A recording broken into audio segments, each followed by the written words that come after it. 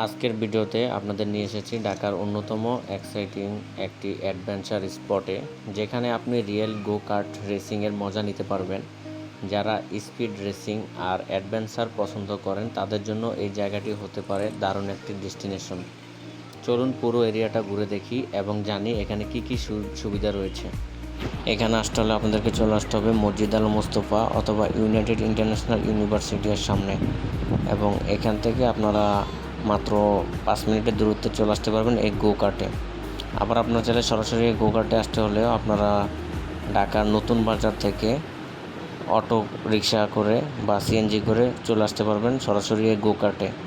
আর এই গো কার্টে আসতে হলে আপনাদের আগে পড়বে ইউনাইটেড ইন্টারন্যাশনাল ইউনিভার্সিটি। এটা হচ্ছে গো কার্টে আসার সহজ মাধ্যম বা চেনার সহজ মাধ্যম। এই যে এখানে যে রেসিং কার্টটি রয়েছে, এটা আপনাদেরকে চালাতে হলে আপনাদেরকে খরচ করতে হবে 700 টাকা। 700 টাকা খরচ করে আপনারা এই গাড়িটি চালাতে পারবেন। এরপরে আপনার এটা হচ্ছে সামনের এরিয়াটি। এরপরে আপনারা চলে আসতে পারবেন এই গো কার্টে। এই গো কার্টে আসার পরেও আপনারা এই গো কার্টটি চালাতে চাইলে বা রেসিং করতে চাইলে আপনাদেরকে খরচ করতে হবে 600 টাকা করে। এছাড়াও আপনারা এখানে ক্রিকেট খেলতে পারবেন, ফুটবল খেলতে পারবেন, এবং এখানে হাঁটাহাঁটি করার জন্য রয়েছে সুন্দর এবং মনোরম পরিবেশ। আমরা এখানে আসছি সন্ধ্যার সময়। তো আজকে আমি আপনাদেরকে পুরো ভিডিওটি দেখাচ্ছি, রাতের ভিডিও বা সন্ধ্যার পর থেকে যে ভিডিও ফুটেজটি সেটি, যে রাতেরবেলা এই গো কার্টটি কীরকম দেখা যায়, কীরকম পরিবেশ সে সম্পর্কে ধারণা দেওয়ার জন্য।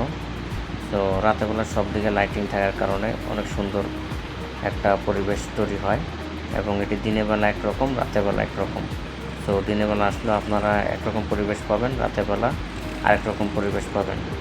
তো এখানে দিনে আর রাতে যখনই আসেন না কেন আপনারা চাইলে এই মনোরম পরিবেশগুলো উপভোগ করতে পারবেন বা রেসিংগুলো উপভোগ করতে পারবেন। আবার চাইলে আপনারা নিজেরও রেসিং করতে পারবেন। এরপরে চাইলে এই গো কার্ট এরিয়াটি সম্পূর্ণ হাঁটাহাঁটি করতে পারবেন, ফটোশ্যুট করতে পারবেন, ঘুরতে পারবেন। এতে আপনাদের কোনো টিকিট ক্রয় করতে হবে না। তো আপনারা চাইলে গো কার্টে এসে ঘুরে যেতে পারবেন বা রেসিংও করে যেতে পারবেন।